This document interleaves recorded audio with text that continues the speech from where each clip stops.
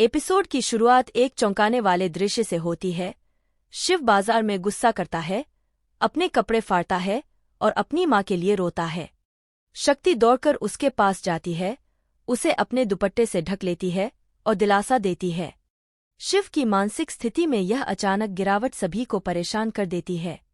इस बीच कहानी की खलनायिका मंदिरा कीर्तन के सामने अपने असली इरादे जाहिर करती है।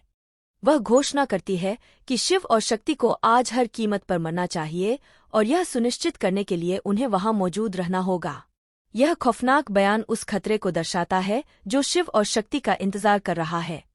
तनाव तब और बढ़ जाता है जब पुलिस आती है, शिव पर किसी अपराध का शक करती है। शक्ति, मनोरमा और धर्म अपनी बेटे की रक्षा के लिए बहादुरी से आगे बढ़ते हैं। वह तर्क देती है कि शिव मानसिक रूप से स्थिर नहीं है और उसे उसके कार्यों के लिए जवाबदेह नहीं ठहराया जा सकता।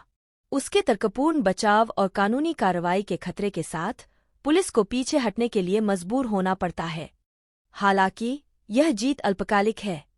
मंदिरा, एक चालाक निरीक्षक, घटनास्थल पर पहुंचती है और शिव के बचकाने व्यवहार को देखती है।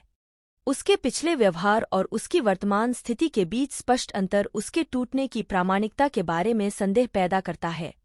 शक्ति भी शिव के पीछे हटने से चिंतित है, सोच रही है कि क्या यह वास्तविक मानसिक प्रकरण है या कोई चाल है।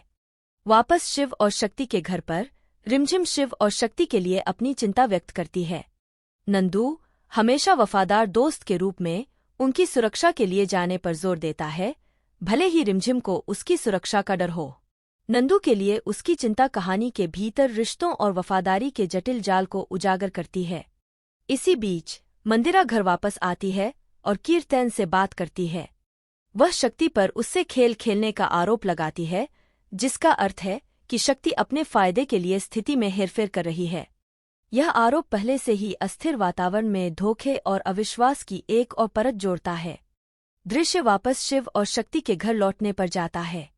यहाँ शिव अपना नाटक जारी रखता है, एक चंचल बच्चे की तरह व्यवहार करता है। वह एक नई साइकिल की मांग करता है और फर्नीचर पर कूदता है, जिससे परिवार के सदस्य परेशान हो जाते हैं। यह दिखावा मंदिरा के तर्क को और मजबूत करता है और शक्ति की स्थिति को कमजोर करता है। ठीक उसी समय जब ऐसा लगता है कि शिव की मानसिक स्थिति उसे बचा सकती है, आयुक्त आता है। वह शिव की मानसिक अस्थिरता के बारे में शक्ति के दावों की पुष्टि करता है, लेकिन मंदिरा इसे स्वीकार करने से इनकार कर देती है। वह शिव पर अपनी स्थिति को फर्जी बताने का आरोप लगाती है, जोर देकर कहती है कि वह उन्हें नुकसान पहुंचाने में पूरी तरह सक्षम है। यह आरोप शिव द्वारा उसकी मां की हत्या में अपराध के बारे में बचे संदेह से उपजा है। राघवेंद्र, अपने बेटे के लिए प्यार और अपनी पत्नी के भरोसे के बीच फंसा हुआ, शिव की बेगुनाही का बचाव करता है। हालांकि मंदिरा व्यामोह और अपने परिवार की रक्षा करने की इच्छा से प्रेरित होकर रघुनाथ पर तीखा हमला करती है। वह उसे पिता के प्यार में अंधा होने के लिए दोष देती है और शिव द्वारा पैदा किए गए खतरे को पहचानने में नाकाम रहने का आरोप लगाती है। एपिसोड चरमोत्कर्ष पर पहुंच जाता है क्योंकि मंदिरा ने शिव को गिरफ्तार कराने का इरादा घोषित कर दिया। अगर वह उसे रोकने की कोशिश करता है तो वह रघुनाथ को एक सहयोगी के रूप में फंसाने की धमकी देती है।